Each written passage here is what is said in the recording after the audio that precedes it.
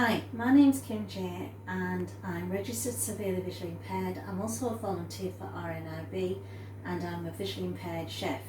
Now, I've written 2 cookery books called A Sense of Cooking and A Taste of Spice, with all proceeds going to RNIB, the Royal National Institute for the Blind. Now today I'm going to make pecan coffee cake. I love pecans and I like coffee, and the combination of both is divine. Now the ingredients you're going to need are 10 ounces of butter, 10 ounces of self-raising flour, 10 ounces of golden caster sugar or light brown sugar. You'll need 5 eggs, 150 grams of pecan nuts, 2 teaspoons of coffee, instant coffee.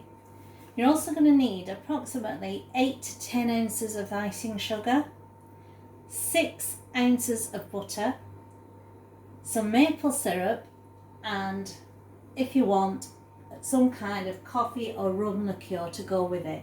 And those are the ingredients for this coffee pecan cake. With the 10 ounces of butter, it needs to be soft. So if you've just pulled it out of the fridge like I have done, it's quite hard. I'm going to stick it into the microwave for about 10-20 seconds, just until it's soft, not melted, just soft. Now, as you can see, I'm using my amazing talking microwave. 1 minute. Because as we know, a lot of things are digital, and for people with sight loss like me, using an ordinary microwave is difficult. So I've invested in this. It's well worth getting if you are going to buy a microwave, and it's relatively a similar price to a normal microwave. I've softened the butter. Now with the 2 teaspoons of instant coffee I had, I've mixed it with a teaspoon of hot water. Now in a large mixing bowl, I'm going to put that 10 ounces of butter,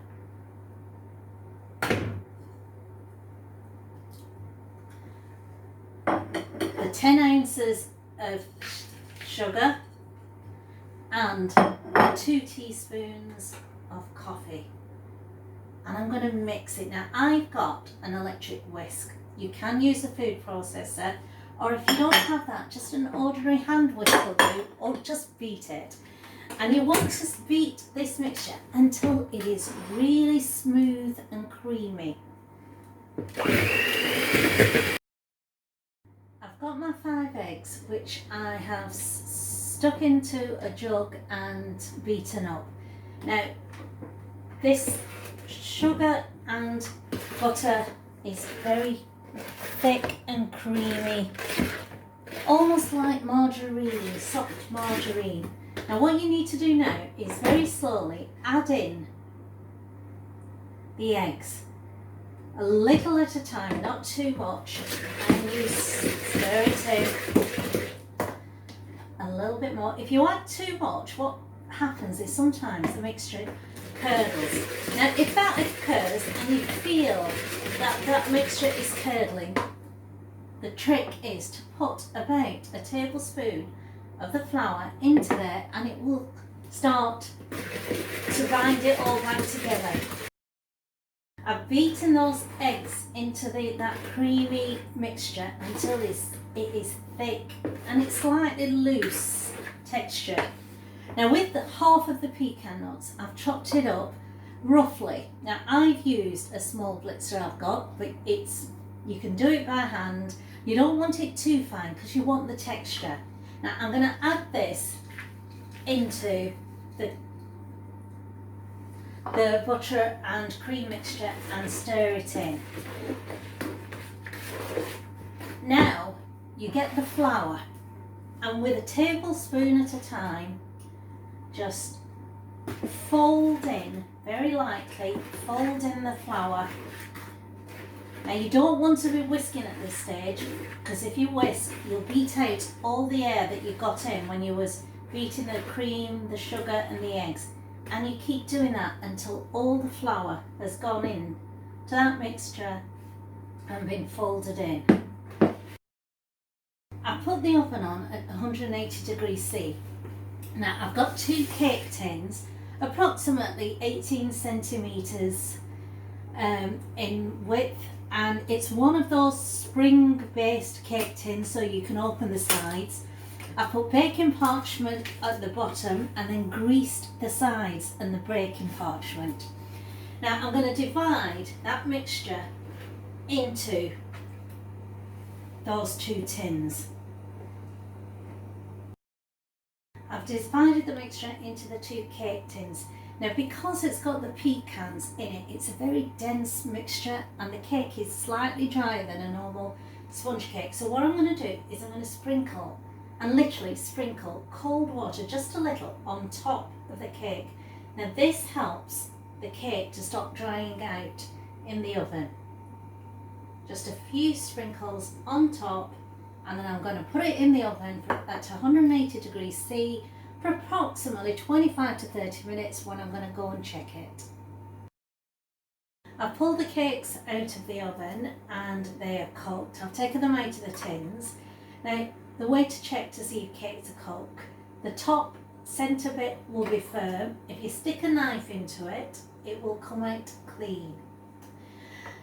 I've waited until they've cooled down and now I'm going to do the filling. I've got a big mixing bowl and I'm going to take the 6 ounces of butter, which is soft, and put it in the mixing bowl. Into that I'm going to put the 8 ounces of icing sugar, about a tablespoon of maple syrup. This will give this icing a really rich caramel kind of flavouring, and just gently beat it in. Now be careful, because the icing sugar does tend to go everywhere, but then that's the beauty of baking. It's lovely and messy. Now beat it in.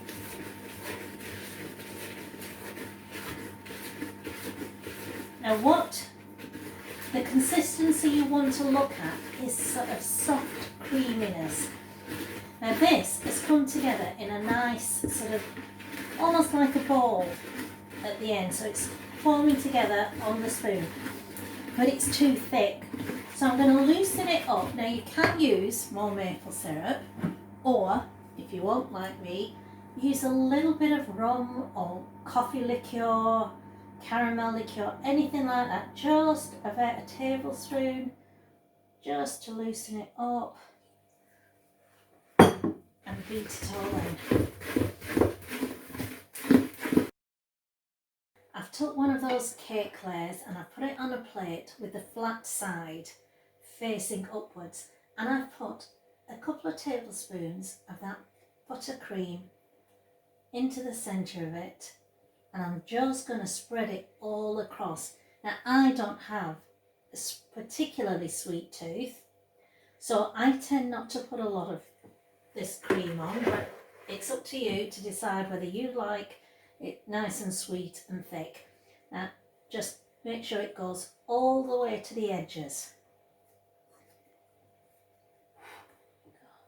You then put the top on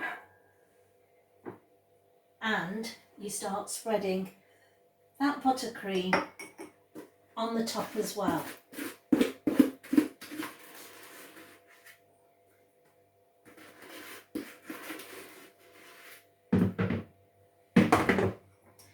Now, I've got on the side here a glass of hot water and a butter knife.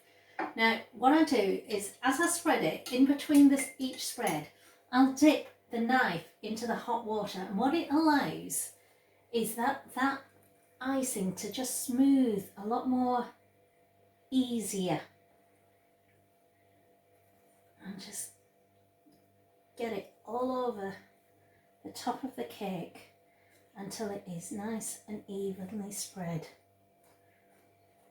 Again, you can have it as thick or as thin as you want it. You don't have to be too pretty about this, because we're going to be decorating the top with pecan nuts. I've smoothed the icing on the top of the cake, and then I've just run parallel fork lines across it. You don't need to do that if you don't want to. Now, taking the remaining of the pecan nuts, I've decorated the top, and there you go, an amazing pecan coffee cake. Now you have a recipe for a great dish, but when you're in the kitchen there are certain safety guides and rules that you should adhere to, and which keeps you safe. Now, one of the things that I do before I start cooking is I make sure that I've got shoes on that are sturdy with good grips. I make sure that there's nothing on the floor that I can trip over, and there are no spillages or liquid or condensation on the floor that makes it a bit of a hazard. Now, before cooking, the first thing that you do, as we all know, is wash our hands thoroughly. And especially when you're dealing with raw meat, at every stage, wash your hands thoroughly. It stops cross-contamination. It keeps you and your family safe. When you're using the oven and the hob, know your oven and hob really well. Now, I use tactile markings so that I know exactly what temperature to put the oven on and what setting, so that I've not put the grill on when I should be putting the oven on. Now, with the hob, whenever you're sort of putting anything on the hob, make sure the handle is not sticking out. Now, I like to keep the handle at approximately 10 to 12. And the reason for that is it's not near enough to the unit for you to accidentally knock it off. It is not over another hob which may be on, so the handle's getting hot. So this is the safest position. Now, if you're boiling anything, be very, very careful. Don't fill the pan up too much. And if possible, use the boiler alert, which tells you when that liquid is bubbling away and it's hot, and it keeps you safe. If you're not comfortable with the hob and the oven, use the microwave whenever you can. It's a lot safer. And every time you are taking things out of the oven or from the microwave, because remember, plates and dishes get extremely hot in the microwave, use oven gloves. Now, I like to use thermal oven gloves. They're a lot safer. Don't be tempted to use tea towels or anything else. And they literally go to extreme temperatures, so you're very safe with them. Whenever you cut any food in the kitchen, use safe cutting methods. Keep the blade away from your fingers, so set it a couple of millimeters away from your fingers, and that way you're safe all the time. Now, if you're not confident with a knife, you can use appliances like food processors. Make sure you know how they work properly, and keep safe. And if you're still not confident, ask somebody else to do it. It is better to be safe than have an injury. If you have any cuts or you cut yourself whilst you're in the kitchen, put a plaster on it. And if you have a burn, run it under cold water. And if it's bad, you seek medical advice straight away.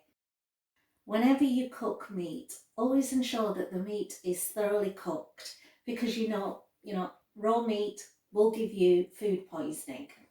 Now, the best optimum temperature to cook meat is between 66 degrees and 73 degrees. Use a food thermometer if you're not too sure. They do have talking food thermometers, which you can get quite easily. And you store the meat as soon as you can. As soon as it's cooled down, store it straight away in the fridge, and read the advice on storage on the labels.